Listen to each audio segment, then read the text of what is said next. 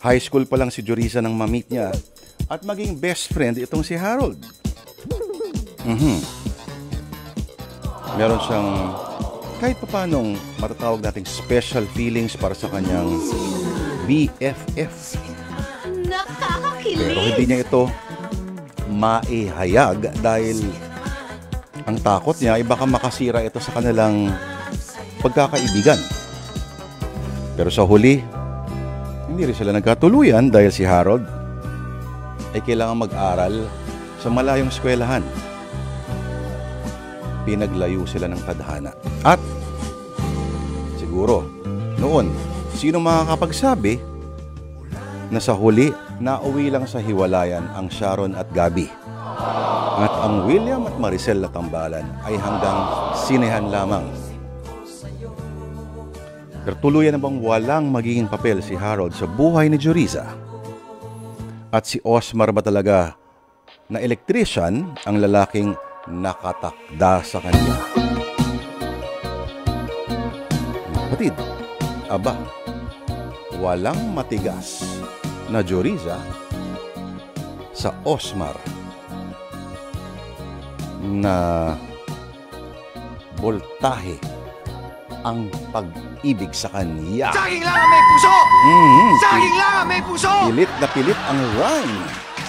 Anyway mga kapatid, kung ano pong mangyayari, aba, kahit hindi naman ganun kayaman itong si Osmar, si Jorisa kasi medyo naghahanap ng medyo aahon sa kanya, no? Yung iaahon siya mula sa kahirapan. Itong si Osmar naman ay taglay ang lahat ng katangiang habol niya sa isang lalaki. Magkano kailangan mo, hayop ka? Pero lang, atik. You want it? Take it! Hindi siya mayaman. Pero, hindi man mayaman, ubod ng sipag, may ambisyon, at higit sa lahat, sweet at napaka-romantiko naman nitong si Osmar. Masyadong romantic. Kahit ganun ang kanyang pangalan, sweet siya. Yes, okay. Sa oras po na 10:44 mga kapatid, ituloy na po natin dito sa Sana Lord ang ating kwento na pinamagatang MMK. Muntik maging kami. Imagination niya lang yan.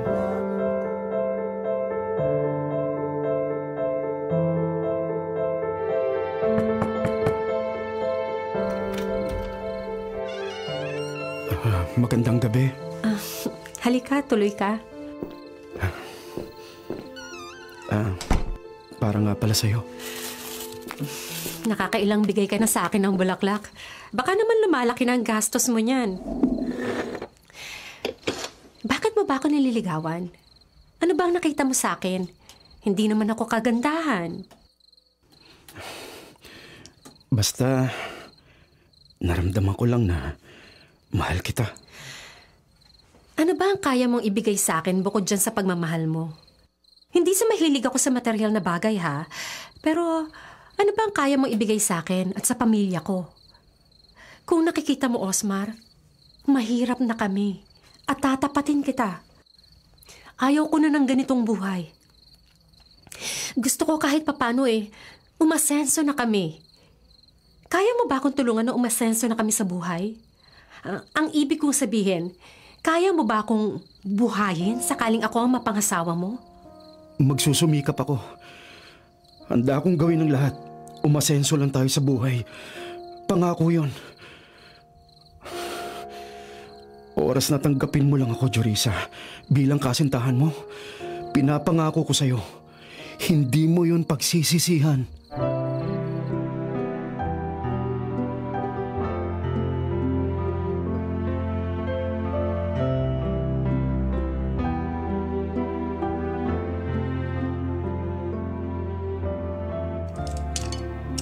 Osmar, kumain na tayo. Sa akin tong turon. Teka, yung turon lang ang kakainin mo? Paano itong mga in-order mo? Ikaw ang kakain yan. Ano? Nagbabawas ako ng timbang kaya konti lang ang kinakain ko. Kaya ako nag-order ng maraming pagkain para sa'yo. Pero, hindi ko kayang ubusin to. Kaya mo yan. Ikaw talaga, Jorisa. Nag-aalala na ako sa'yo sa totoo lang ha. Bakit ka nga ba namamayat? Aba, syempre sa pagod. Nakakapagod ang trabaho ko. Tsaka, hindi na rin ako nakakain kasi iniipon ko yung pera para sa mga magulang at kapatid ko. Alam mo naman, breadwinner ako. Pero masama yung hindi ka nagkakakain. Lalo na't sa construction pa naman ang trabaho mo. Hindi ka makakapagtrabaho na maayos kapag gutom ka. Kaya sa susunod huwag mo nang tipirin ang sarili mo sa pagkain. Ang sarap. Tikman mo itong turon. Grabe, ang sarap talaga. Ang lutong. Hindi, sige. Sa'yo na yan. Okay. Basta Osmar, ubusin mo yung mga in-order ko, ha? Magtatampo ako sa'yo kapag hindi mo inubos yan. Opo, uubusin ko na po. Ano? Bakit nakatitig ka sa akin? Pasensya ka na kung madalas ikaw ang taya sa mga lakad natin, ha? Sa totoo lang, nahihiya na talaga ako sa'yo, eh. Wala yun. Naintindihan ko naman yung sitwasyon mo. Salamat talaga, Jorisa. Di bale, sa susunod, kapag nakaluwag-luwag na kami, babawi talaga ako sa'yo. Ako naman ang gagasto sa mga lakad natin pag nagkapera ako.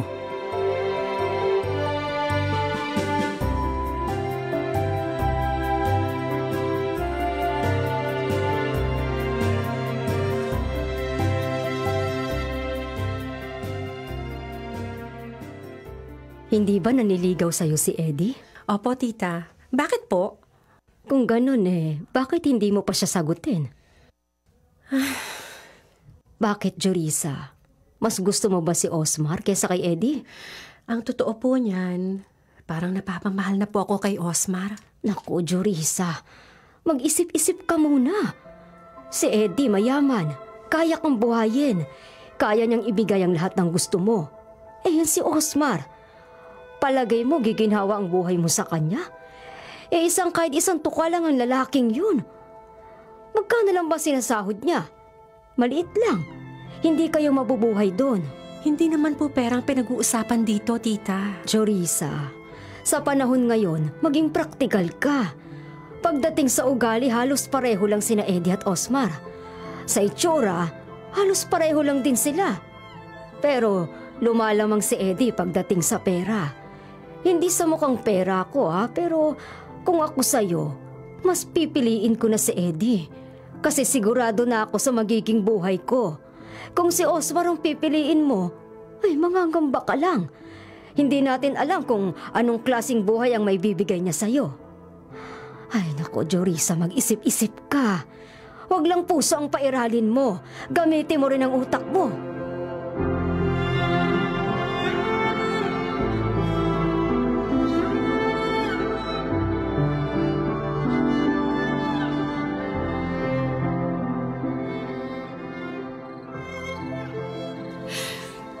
Alam mo, Osmar, naninibago ako sa'yo. Bakit ba ang tahimik mo yata ngayon?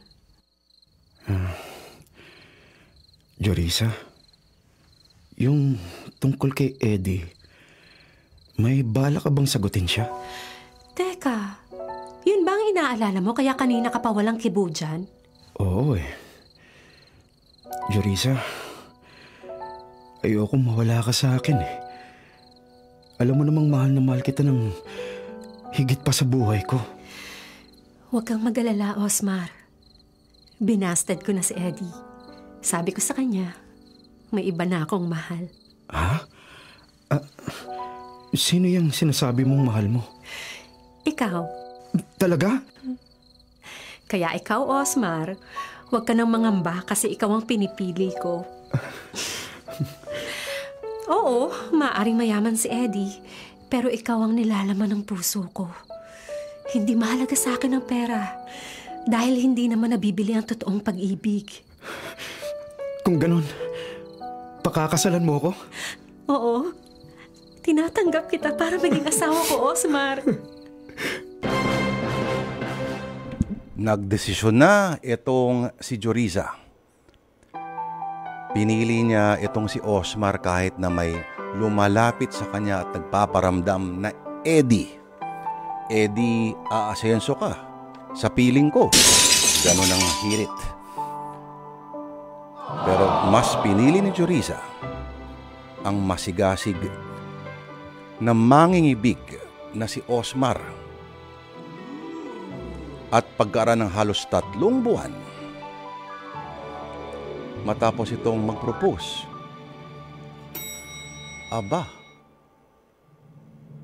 abay, magkakaroon na sila ng appointment sa simbahan. Matindi ang bilis ng pangyayari. Pero matutupad kaya ni Osmar ang pinangako niyang magandang buhay para kay Joriza? Ano-ano mga pagsubok kaya ang haharapin nila, mga kapatid? Sa kwento natin ngayon, ang bida ay ang nagngangalang Joriza. Joriza. Si Joriza na ngayon ay kasal na kay Osmar. Si Osmar the electrician. Hindi man mayaman, kinoryente niya naman ng pag-ibig ang babaeng naghahangad ng maginhawang buhay. Hindi naman saksakan ng yaman. Gusto niya maginhawa lamang, di ba? Dahil sabi nila, hanggat hindi ka malaya kung ikaw pa rin ay nakakulong sa tanikala ng kahirapan. Opo. Pero, ika nga, di bale ng saging basta may labing-labing. Bakit? May tunog ba to? Di bale ng saging basta may labing-labing, yan ang kasabihan nila. Di bale ng mahirap. Huwag lang pahirapan ang puso mo. Mahirap yun kasi gagastos ka rin. Opo. O sa heart surgery. Anyway, masaya naman ang naging pagsasama ni Osmar at Joriza. Maraming hamon pagdating sa usapin ng pera dahil palaging kinakapos ang mag-asawa. At itong si Osmar, dahil sa kanyang trabaho na hindi naman regular, palagi ang kita, nahihirapan na mag-provide sa pangangailangan ng kanyang buntis na asawa. Mabuti naman at si Joriza ay inunawa na lamang ang sitwasyon ni Osmar. Naniniwala siya na ang mga ito, ang pagsubok na ito, ay magkakaroon din ng katapusan.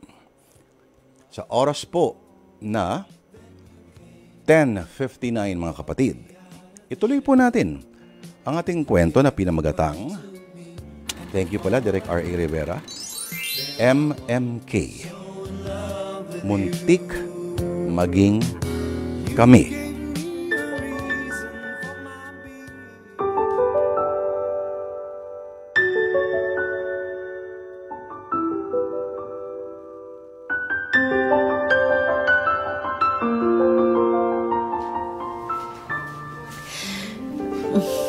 Tita, si Osmar po. Nasa labas, hindi pa bumabalik simula kanina. Baka nagdidilihensya pa ng pera. Siya nga pala, nabayaran na namin ng papa mo yung bill sa ospital. Kaya huwag ka na mag-alala. Mauuwi mo na ang anak mo kapag maayos ka na. Salamat po, tita. Pasensya na po kayo ni Papa. Naintindihan ko ang sitwasyon niyo ni Osmar. Nagsisimula pa lang kayo kaya mahirap pa ang lahat. Pero naniniwala ako na makakaya niyo rin to. Masipag si Osmar kaya naniniwala ako na aasenso kayo. Siya nga po pala. Kamusta na po ang anak ko? Maliksi ang anak niyo. Ang gwapo pa. Kamukha ng asawa mo. Talaga po. Gusto ko na po makita ang anak ko. Kinausap ako ng doktor na dadalhinan daw nila ang anak mo kapag ayos ka na. Alalahanin mo, cesarean ka. Kaya kailangang magpalakas ka. Tita, Joriza, nandito na po ako. Osmar. Buti at nagkamalay ka na, mahal ko. Kumusta ka na? Eto, ayos naman. Nakita mo ba sa nursery ang anak nyo? Opo, tita. Bago po ako pumunta dito, sumilip po muna ako sa nursery. Yung tungkol pala sa hospital bill, Nasabi ko na kay Jurisa na nabayaran na namin yon. Talaga po. Naku, salamat po. Huwag po kayong mag-alala. Babayaran po namin kayo kapag nakasahod na ako. Oh, sige, Osmar, ha? Pero sa ngayon, asikasuhin mo muna ang asawa mo. Oh, sige, maiwan ko muna kayo, ha? Osmar, nahihiya na ako kay tita at kay papa. Ang laki na ng utang natin sa kanila. Oh, babayaran din naman natin yun eh. Ang tanong, kailan? Huwag kang gaano magsasalita, Jurisa. Alalahanin mong cesarean ka. Papasukin ka ng hangin. Kapag nangyari yon, naku, mas malaking problema. Worried lang kasi ako, Osmar. Gumagawa naman ako ng paraan ha. Nagdodoble kahit na nga ako sa trabaho para lang makaipon ng pera para sa anak natin. Ginagawa ko naman ang lahat, Jurisa, para mabigyan kita ng magandang buhay. Alam ko yon, Osmar. Naniniwala ako sa'yo.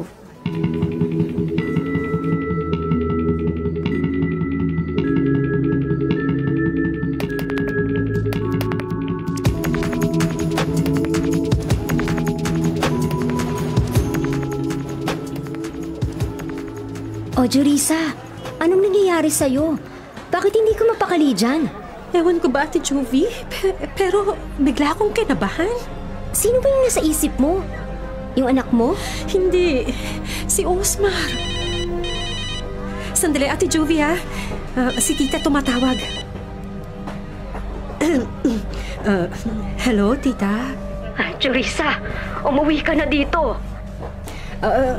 Bakit po, tita? Tumawag kasi sa akin yung forma ng asawa mo, si Osmar, na aksidente.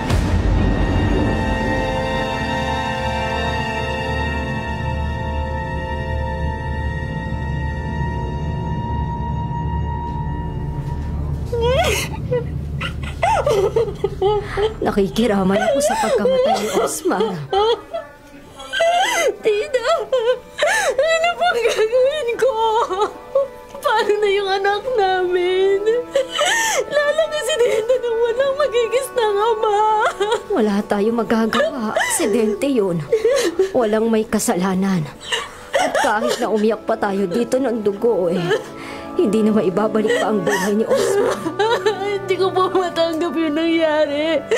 Para nung kahapon lang, masaya pa kaming magkasama. Tapos ngayon, tita, hindi ko po kaya makita ang asawa ko na nasa ganong kalagayan. Jurisa, huwag ka magkalala. Kasama mo kami ng papa mo. Tutulungan ka namin. Hindi ka namin pababayaan.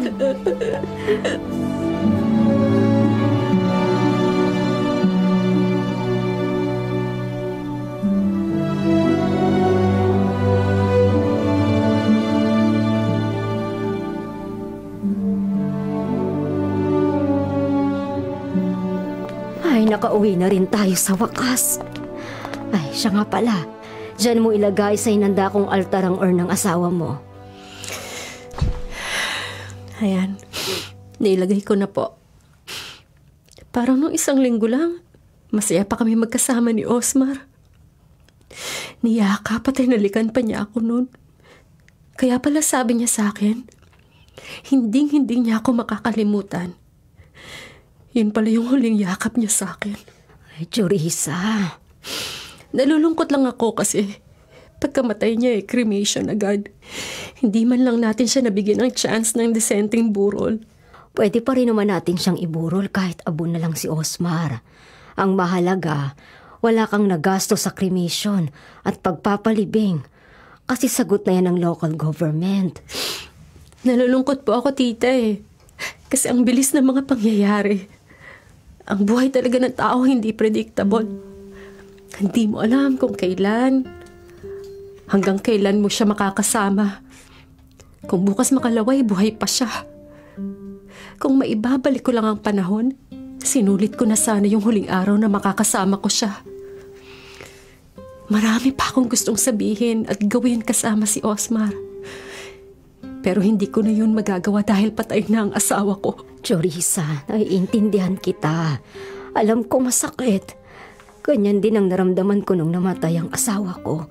Pero kailangan mong tanggapin ang katotohanan at mag-move on. Alam ko naman po yun. Makakapag-move on din ako sa nangyari. Pero hindi sa ngayon. Sa totoo lang, naawa ako ngayon sa anak namin. Wala siyang makakagis ng ama. Huwag mo siyang hayaang maging kawawa. Maging matatag ka. Ipakita mo sa anak mo na matapang ka. Na kaya mong lampasan ang mabibigat na pagsubok. Ikaw na lang ang magiging sandigan niya. Kaya magpakatatag ka. Tita. Huwag ka mag-alala. Hindi lang ikaw ang magpapalaki sa kanya. Tutulong ako sa iyo. Papalakihin natin ang maayos ang anak mo. Salamat po. Kayong dalawa ni Papa ang nagpapalakas ng loob ko. O ayusin mo na ang pagkakalagay ng urn ni Osmar dyan sa altar. Mamaya, lalabas ako para bumili ng mga bulaklak. Pagkatapos bago matulog magno-novena tayo. Opo, tita. Basta Jorisa, lakasan mo ang loob mo. Dahil alam ko na yun din ang gusto ni Osmar na gawin mo. Alam ko, hindi niya kayo pababayaan kahit na nasa kabilang buhay na siya.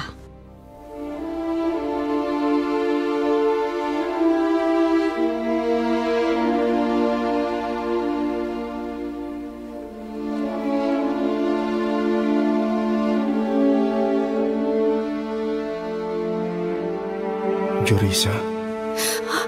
Diyos ko! Osmar, ikaw ba yan? Oo. Halika. Payakap nga sa asawa ko. Osmar, akala ko hindi na kita makikita pa. Huwag ka nang umiyak. Nasasaktan ako kapag nakikita kitang malungkot at balisa. Magpakatatag ka.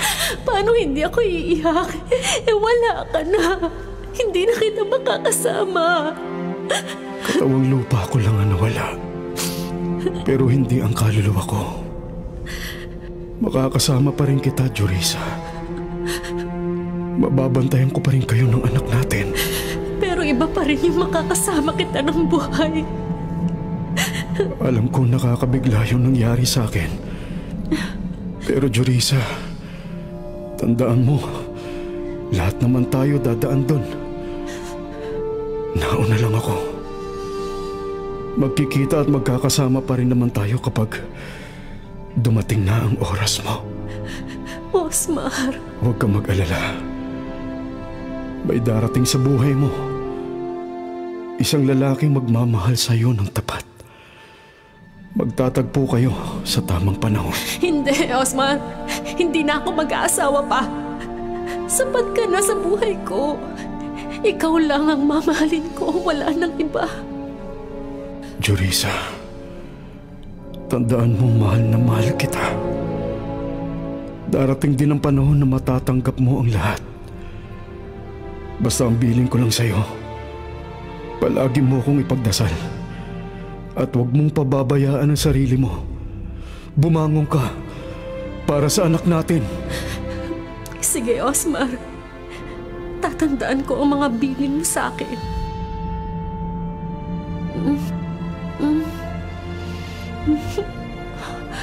Osmar. Osmar. Osmar! Diyos ko! Panaginip lang pala.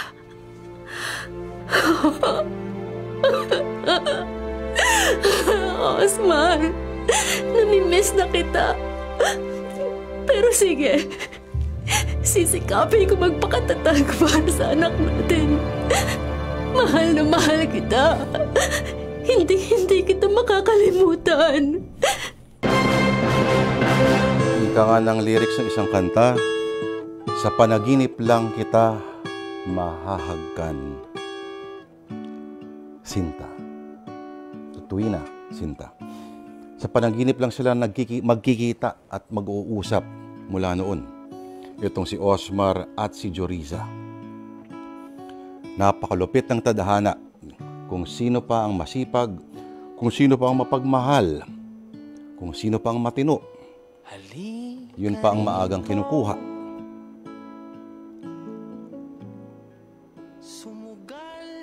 Nahirapan si Jorisang tanggapin ang mga nangyari. Mahal na mahal ni Jorisa ang kanyang asawa. ang asawa niya na si Osmar na pinili niya kahit na may ibang nagpipresenta na mas may kaya at mas may kakayahang baguhin ang buhay niya. Pinili niya ang lalaking hindi mayaman pero masipag. Pero mukhang ganun yata kalungkot sa ibabaw ng kaulapan sa mga panahon na ganito. Pero ano kaya?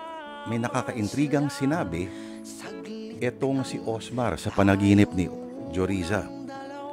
Meron kang makikilala. Ito kaya yung subconscious si Joriza na binibigyan ng justification para kumilala ng bagong lalaki. O totoong nais ng asawa niya na siya ay lumigaya.